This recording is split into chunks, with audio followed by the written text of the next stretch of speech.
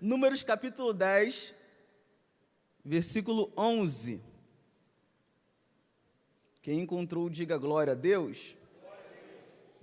Diz assim a palavra do Senhor: e aconteceu no segundo ano, no segundo mês, aos 20 do mês, que a nuvem se alçou de sobre o tabernáculo da congregação. A trajetória cristã é uma jornada a qual havemos de travar embates e, em sua maioria, espirituais. A bem da verdade é que todo ser humano, cristão ou não, mesmo que não admita, está no mundo sob influências espirituais. Nós que conhecemos a Jesus, admitimos isso, conhecemos isso. Outros que mesmo sem conhecer ainda Jesus, estão debaixo dessas influências.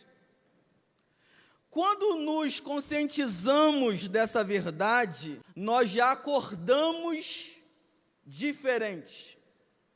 Nós já acordamos com a consciência que, ao longo do dia, iremos travar embates espirituais. O reformador Martinho Lutero, ele descreve que quando ele se encontrava num castelo chamado de Wartburg, quando ele acordava, ele dizia 3 palavras: oração, meditação, tentação. Ele dizia orate, oração. Ele dizia meditate, tentação. E ele dizia tentate. Quando ele acordava, ele sabia que precisava orar. Porque ele sabia que precisava falar com Deus. Logo após essa tomada de decisão, ele sabia, agora chegou o momento de ele falar comigo. Então ele ia para a Bíblia. E ele lia e ouvia o que Deus tinha para falar com ele. E após ele tomava a seguinte palavra: olha, agora eu estou pronto para poder encarar os embates do dia, as batalhas ao longo do dia. Hoje é noite de batalha, hoje é noite de marchar em busca daquilo que Deus tem para a sua vida, a começar por mim, e eu começo dizendo que isso é espiritual. Glória a Deus. A Bíblia vai dizer em Números capítulo 10, versículo 11, que após o milagre da travessia do mar, Israel partiu em direção à terra prometida, e eles passavam, e eles estão trilhando, eles estão numa jornada no deserto. E após a travessia do Mar Vermelho, passando 6 semanas, eles chegaram no lugar chamado Monte Sinai. E ali no Monte Sinai, eles vão passar aproximadamente 1 ano. E eu perguntei ao Espírito Santo, e o Espírito Santo guiou os meus olhos na Bíblia. Por que Deus permitiu que o seu povo passasse no Monte Sinai, e no Monte Sinai, quase 1 ano? Por que Deus não guiou o povo para que pudesse permanecer no primeiro deserto, que foi o deserto de Sur? Por que não ali? Por que Deus não mandou que o povo pudesse permanecer no deserto de Sim, Quase um ano. Eles passaram no deserto de Sur, eles passaram no deserto de Sim, e nesses desertos eles passaram em Refidim, passaram no deserto de Mara. Mas por quê? No deserto do Sinai. E Deus me mostrou na Bíblia que no deserto do Sinai foi o mesmo deserto, ou Horebe, foi o mesmo deserto a qual ele teve um encontro com Moisés. Quem não se lembra de Moisés, quando Deus aparece para Moisés e falou o seguinte: Moisés, tem uma obra contigo. Então, em Horebe ou no Sinai, Deus chamou Moisés. No Sinai ou no Horebe, Deus convocou Moisés. No Horebe ou no Sinai, Deus rejeitou as desculpas de Moisés, como o pastor pregou um dia desse. No Horebe ou no Sinai, Deus tratou dos traumas de Moisés. No Horebe ou no Sinai, Deus reconstruiu a mentalidade de Moisés. Deus lapidou Moisés. Deus deu experiência a Moisés. Deus capacitou a Moisés. Deus deu poder a Moisés. Agora não era mais com Moisés. Agora era com o povo. Aí Deus falou comigo: Oséias, Moisés já teve a sua experiência, mas eu queria que também o povo tivesse a experiência comigo. E aqui hoje eu começo a liberar uma palavra para você, por quê? Porque nós não podemos viver das experiências de outros.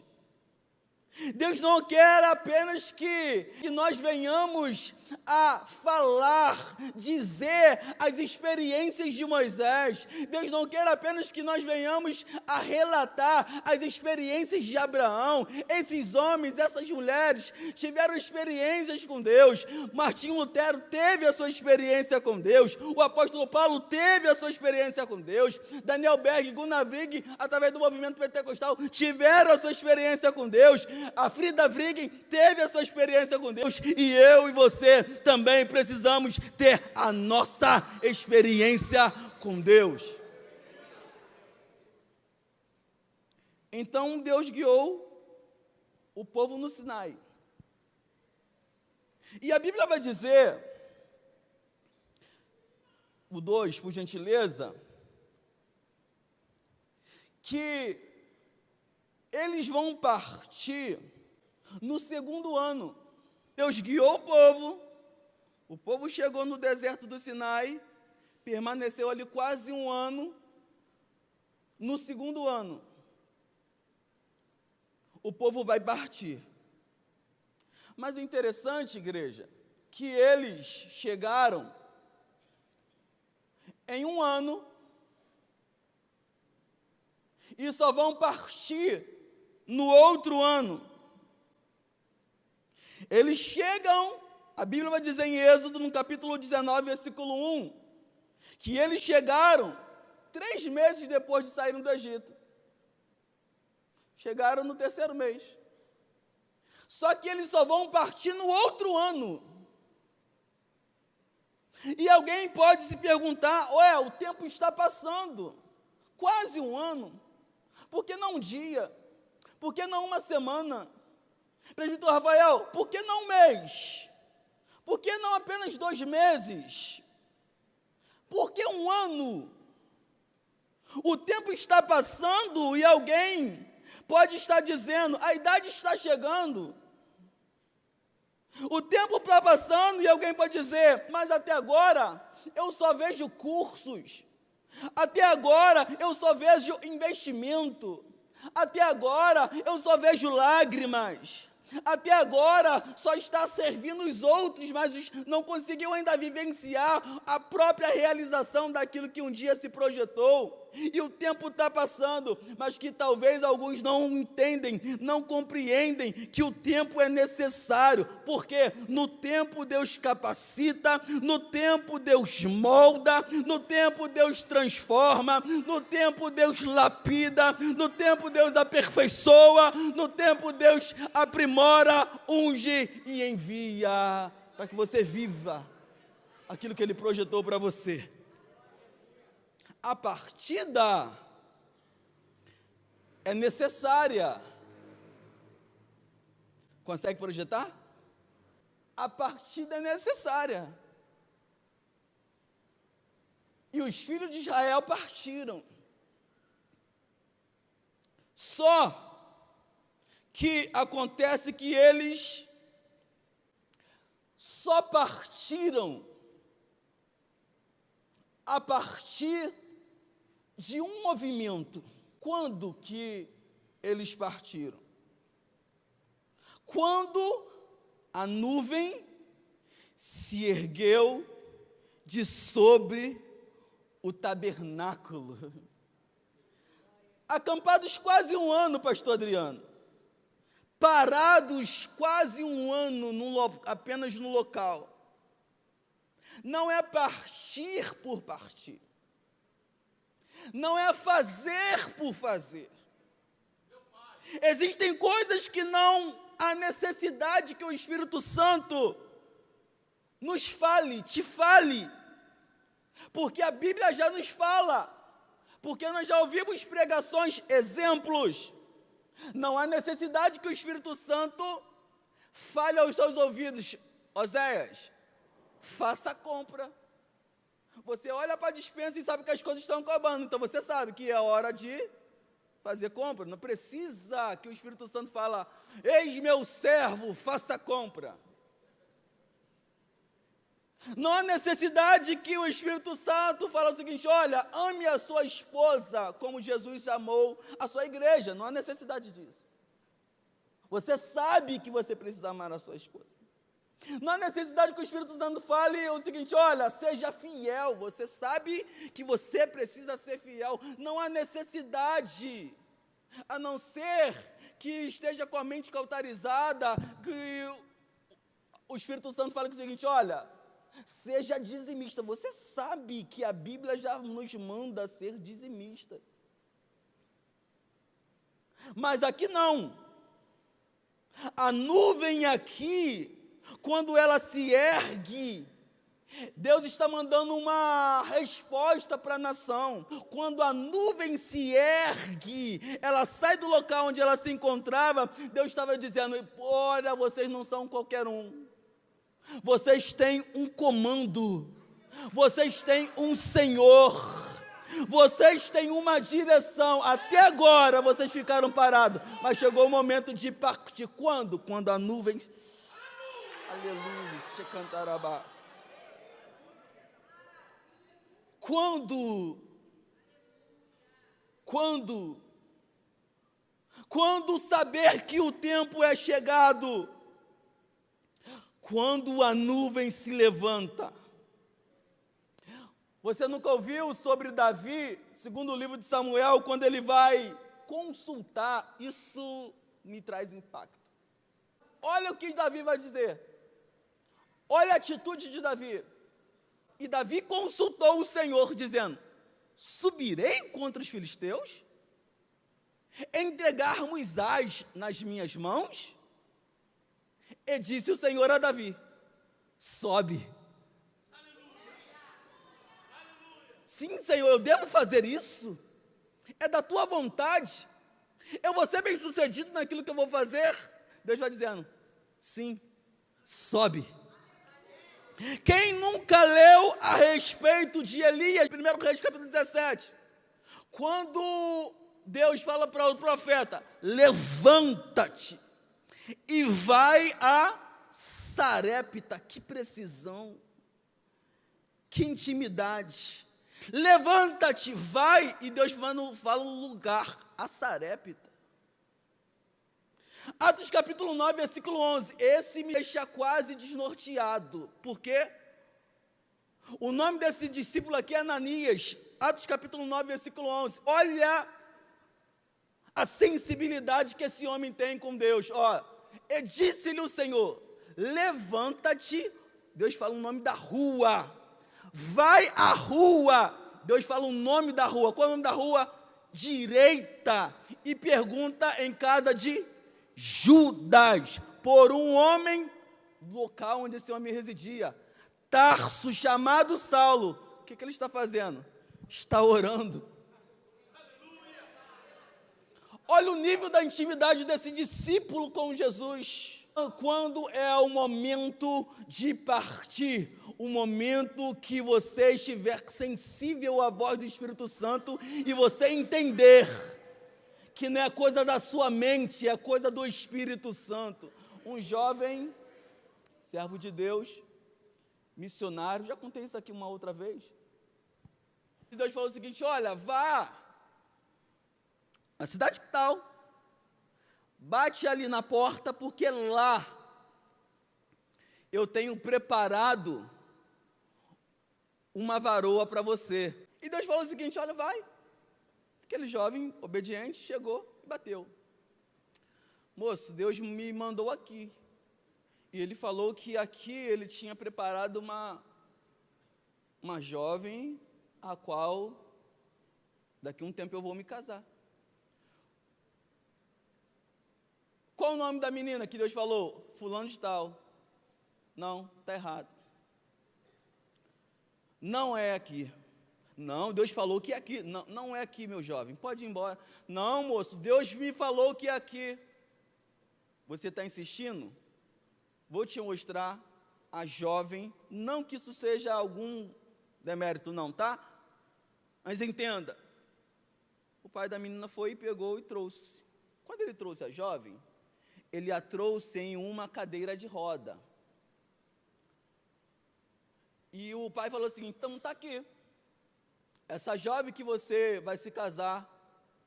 Ele falou: amém, se Deus falou, eu vou obedecer. E aí, marcaram o casamento. A família chorando em lágrimas. Obviamente, claro que é chorar em lágrimas. Mas a família chorando.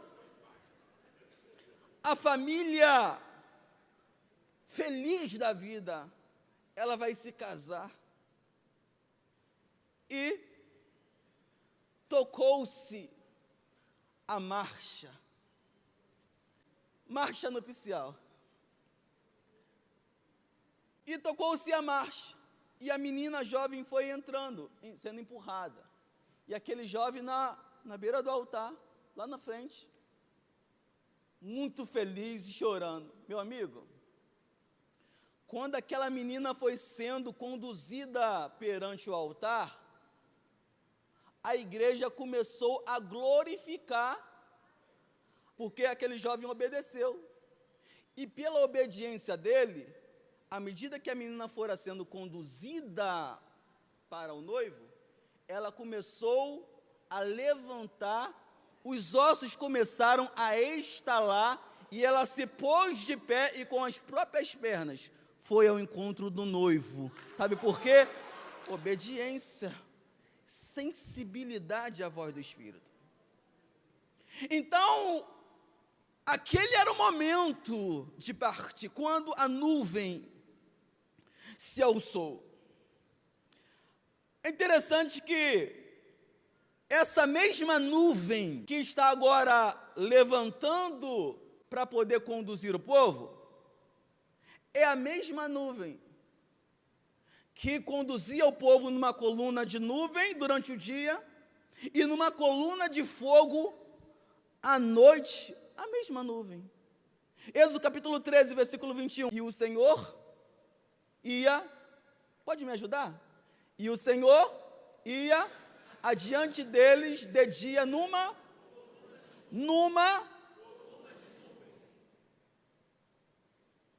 Para que serve coluna? Porque a gente imagina uma nuvem, a nuvem assim, mas aqui está numa coluna, não estou inventando nada na minha cabeça, coluna de nuvem. Para que serve coluna? Coluna, estrutura, dá suporte. Quando fomos fazer a nossa casa, o construtor civil falou: Zé, utiliza o vergalhão tal. Eu perguntei, por quê? Ele falou: olha, se amanhã ou depois vocês decidirem construir alguma coisa em cima da casa de vocês, a casa tem estrutura. A casa está firme. Esse templo magnífico, lindo, esplêndido, nós não conseguimos ver, mas dentro dessa estrutura tem colunas. E quanto maior a coluna, quanto mais larga a coluna, quanto mais fortificada com ferros a coluna, mais estrutura em se aguentar peso, resistência. Então, o Deus que está direcionando na nuvem para poder guiar, é o mesmo Deus que dá estrutura. O mesmo Deus que está falando o seguinte: olha, chegou o tempo de partir, eu tenho uma obra na sua vida, vai trabalhar em você, para que você se torne forte, psicologicamente, espiritualmente, moralmente. Por quê? Porque é da vontade do Espírito que nós tenhamos estrutura. Quanto mais coluna, mais segurança. Quanto mais cheio de Deus você estiver, mais estrutura você terá. Quanto mais cheio de Deus nós estivermos, mais abençoada será a nossa família, mais bem-sucedidos serão os nossos casamentos, mais bem-sucedidos serão os nossos negócios, mais bem-sucedido será o nosso ministério, porque o mesmo Deus que guia é o mesmo Deus que dá estrutura. E alguém pode perguntar: para que tanta coluna? Por quê? Por que tanta coluna? Para que coluna? Olha o texto, olha o texto. Para os guiar pelo caminho, e de noite numa coluna de fogo, para que caminhassem de dia e de madrugada, de dia e à tarde, de dia e de noite, em todo o tempo, no tempo da bonança, no tempo da dificuldade, quando tudo estiver indo bem, quando tudo estiver indo mal, quando você tiver a percepção de contemplar, de enxergar tudo, mas quando tudo parecer obscuro, você não está entendendo nada, você está sendo fiel, você está se esforçando em fazer aquilo que é correto, e parece que aquilo está desmoronando, está dando errado. Não. A estrutura que Deus nos dá é para que nós possamos caminhar de dia e de noite, ainda que você não entenda, ainda que esteja difícil para você, ainda que as coisas estejam difíceis para a tua casa, ainda que as coisas estejam difíceis para a sua empresa, ainda que você esteja passando por afronta no seu trabalho, assim diz a palavra do Senhor: Deus quer que você caminhe de dia e de noite. Caminhar de dia e de noite. Aí a nuvem, Números capítulo 11, versículo 11, diz a Bíblia que a nuvem se alçou de sobre o tabernáculo. Tabernáculo, depois o templo. Para que serve o tabernáculo? Eu vou dizer para fins didáticos e você me ajude. Para que serve tabernáculo? Primeiro, para que serve o tabernáculo? Tabernáculo é lugar de... Para que serve o tabernáculo? Agora vamos associar tabernáculo a templo. Para que serve a igreja? Lugar de culto. Para que serve a igreja? Igreja é lugar de... Igreja é lugar de...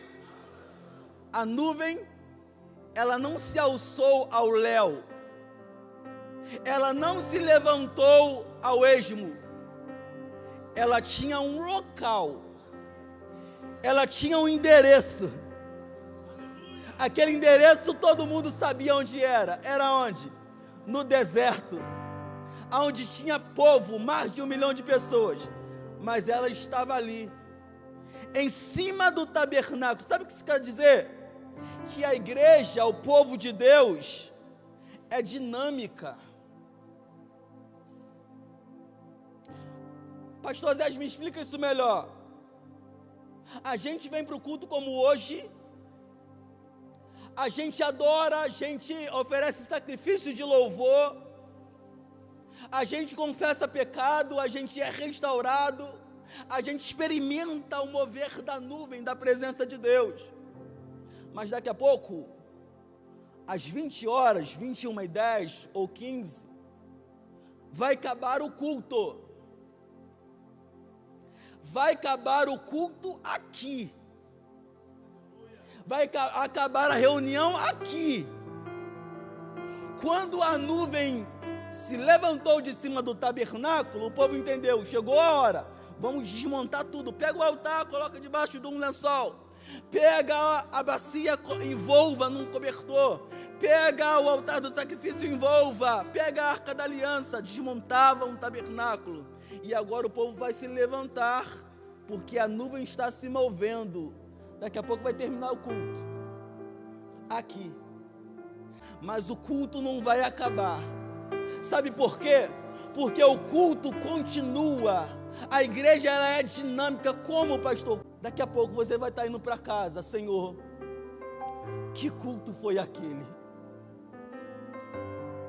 Pai, Senhor, que louvores do Ministério do Louvor me tocou aquele meu coração, Senhor. Que presença é essa naquele culto? E você não vai estar no culto aqui, mas você vai estar no culto no carro, você vai estar no culto dentro da sua casa.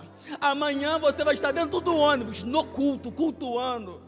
Quando o mundo nos vê aqui, eles sabem, eles estão reunidos no tabernáculo, no templo, eles estão sacrificando, eles estão oferecendo um sacrifício de louvor. Mas quando o mundo nos vê lá fora, só não vê a estrutura, templo, parede, mas vê pessoas cultuando, adorando, agradecendo. Aleluia. O tabernáculo é dinâmico. Daqui é muito importante, muito, muito importante. Mas daqui a pouco o culto aqui acaba. Mas o nosso tabernáculo é móvel. A gente vai para casa levando. A gente vai para casa, a gente vai caminhando. As pessoas não estão vendo, verbalizando louvores. As pessoas não nos vê levantando as mãos dentro do ônibus. As pessoas não nos vê com o joelho dobrado dentro da empresa. Mas as pessoas sabem que nós estamos cultuando através da nossa atitude, através da nossa profissão de fé, através da nossa honestidade, através do nosso caráter. O tabernáculo, a igreja, ela é dinâmica.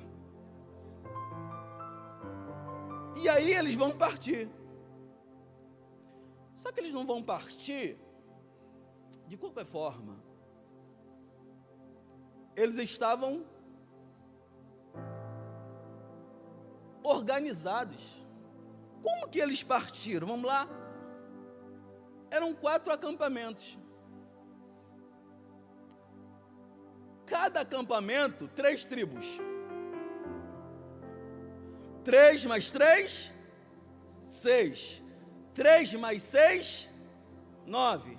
9 mais 3, quantas tribos tinha Israel? 12. Cada acampamento, 3 tribos. Só que esses 4 acampamentos tinham liderança. Tinha uma tribo que ela era líder. A tribo de Judá era líder. A tribo de Ruben é líder. A tribo de Efraim, líder. Era um líder. Cada uma tinha sua característica. As tribos eram como uma família. Numa família você tem pessoas que são sensíveis emocionalmente falando. Você tem pessoas que são detalhistas. Você tem um que é mais quieto, você tem outro que é mais impulsivo, vocês têm outros que é nítido a capacidade e a vocação de liderança, vocês têm outros que, filhos na família, que são mais pacíficos, outros são mais impulsivos, características diferentes. Era assim as tribos. Só que o que me chama a atenção é que, independente da característica da tribo de Judá, independente da característica da tribo de Rúben, independente da característica da tribo de Efraim, todas estavam segurando em suas respectivas mãos apenas uma bandeira. Bandeira fala de pertencimento, identidade. Bandeira fala de identificação. Quando a tribo de Rúben pegava a sua bandeira, todos aqueles que sabiam que tinham que se adequar à tribo de Judá, ou à tribo de Rúben, já sabiam, olha, vamos colar com eles, porque eles vão partir, e a gente não pode partir sem liderança. Quando a tribo de Efraim pegava a sua bandeira, todos aqueles que tinham identificação, que tinham sido ordenados, delegados para estarem com a tribo de Efraim, colava com a tribo de Efraim, porque sabiam que estavam debaixo de uma ordem, de uma liderança. E a pergunta que não quer calar é: o que isso se aplica à minha vida? Todos nós somos filhos. Cada um de nós, individualmente, possuímos as nossas características, as nossas aptidões. Cada um de nós tem um dom, um talento, algo dado por Deus. Um foi chamado para pregar, e aquele que talvez não foi chamado para pregar, foi chamado para cantar. Aí alguém pode se perguntar: pastor, eu não fui chamado nem para pregar, nem para cantar. Mas tem gente que não foi chamado para pregar e nem para cantar, mas toca. Aí alguém pode falar: mas eu não fui chamado nem para pregar, nem para tocar, e nem para evangelizar. Pastor, não fui chamado nada para isso. Eu tenho uma palavra de Deus para a sua vida. Independente da sua característica, independente da sua aptidão, independente da sua vocação, mesmo que pareça que aquilo que Deus te deu não seja avaliado muito bem por algumas pessoas, eu quero te lembrar nesta noite, há algo mais importante que você é. Você é filho. Você é filho. E aí, eles vão partir. Na frente, quando eles estão partindo, estava, repita comigo, ou após mim, por gentileza, a arca. Estava a arca. Na frente a arca. Na frente a arca. Acima o quê? A nuvem. Já isso não bastava? Já não bastava isso? A arca, símbolo da presença na frente. Meu amigo presbítero evangelista Gilvan, já não era suficiente acima a nuvem? O símbolo da presença na frente. A nuvem acima. Isso era suficiente. Eu, talvez, poderia dizer: isso já basta. Já é suficiente. Por que já é suficiente? Porque é visível. A arca era visível, podia ser tocada por alguns. A nuvem era visível. O povo, visível. Os líderes, visíveis. Mas Moisés, para Moisés, não era suficiente. Não era. Moisés queria algo a mais. Moisés queria muito mais além do que a arca na frente e a nuvem acima. Números capítulo 10, versículo 35. Pode projetar o próximo. Que Moisés, inconformado ou insaciável, vai fazer quando a arca era levantada. Moisés dava um brado, Zane. Júnior, Moisés dava uma palavra. Sempre que a arca partia, Moisés dizia. Quem dizia? Quem dizia? O que ele dizia? Levanta-te, ó Senhor. Sejam espalhados teus inimigos, e fujam diante de ti os teus adversários. Sempre que a arca parava, ele dizia: volta, ó Senhor. Para os incontáveis milhares de Israel, Moisés queria dizer, dar uma resposta para o povo. Moisés queria dar uma resposta para Deus, e Moisés também queria dar uma resposta para mim e para você. Moisés está dando uma resposta: olha, eu não me contento apenas com a nuvem, eu não me contento apenas com a presença na frente, eu quero a própria presença do Eterno no meio do seu povo, no meio do meu povo. Levanta-te. Aí olha que interessante, porque essa tradução é uma tradução do português da Bíblia Hebraica em português. Quando a arca se punha, a nuvem levantou, está partindo, os levitas pegavam a arca da aliança. Só observação: quando a arca se punha então os levitas não estavam apenas andando, eles estavam. Isso não é coincidência, não. Olha o que Deus vai falar para o seu povo diante do Mar Vermelho. Moisés está clamando a Deus. Aí Deus fala com Moisés: Moisés, por que vocês estão clamando a mim? Dize aos filhos de Israel que, meus irmãos, vocês são inteligentes. Quem é que marcha, pastor? Quem é que marcha? Quem é que marcha, igreja? Repita comigo: soldado. Pessoas comuns andam, pessoas comuns caminham. Mas Moisés sabe que ele não está visualizando pessoas comuns, ele está visualizando soldados do Senhor.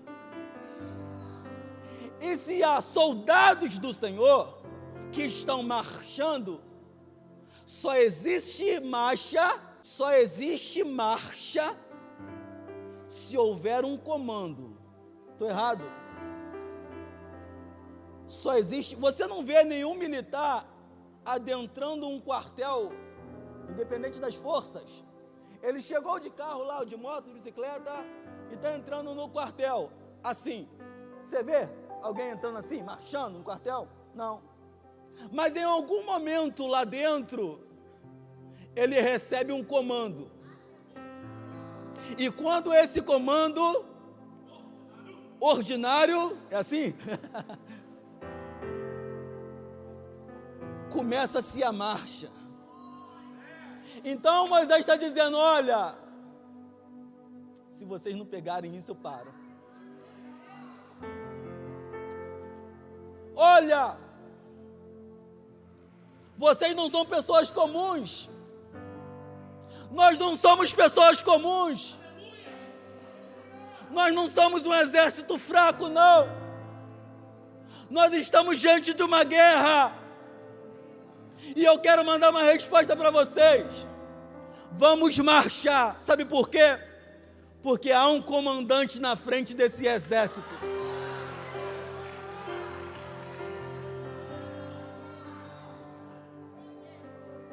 Espera aí. se minha jornada cristã é uma marcha, se a minha trajetória cristã é uma marcha, se eu, como membro de um corpo de Cristo, estou também nessa jornada, nessa marcha, isso significa para a gente aqui nesta noite, só para nos lembrar uma coisa: existe alguém que está no comando, existe alguém, um general de batalha, que nunca perdeu uma guerra na frente do seu povo. Pastor, conclua essa mensagem, eu concluo. Há um comandante na nossa frente, há um rei que nunca perde uma batalha. Porque se tem um povo, se eles vão para a guerra, quem ia na frente do exército era o rei. Só que Israel não tem rei ainda. Gustavo, Moisés sabia que Israel não tinha um rei visível como a arca, visível como a nuvem, visível como um povo, mas havia um comandante invisível. Então o que ele vai dizer? Levanta-te, ó Senhor, e vão ser derrotados todos os seus inimigos. Ah, Senhor, fomos para a batalha, fomos para a guerra, fomos para o dia a dia, fomos para o trabalho, cheguei dentro da minha casa. Moisés está dizendo: volta-te, ó Senhor. Senhor, não te quero apenas no culto. Senhor, eu não te quero apenas dentro da minha casa. Senhor, eu quero o Senhor nos meus negócios. É o que Moisés está dizendo. É o que a gente precisa entender nesta noite. Há um comandante na frente da nossa, das nossas, da minha, da sua casa.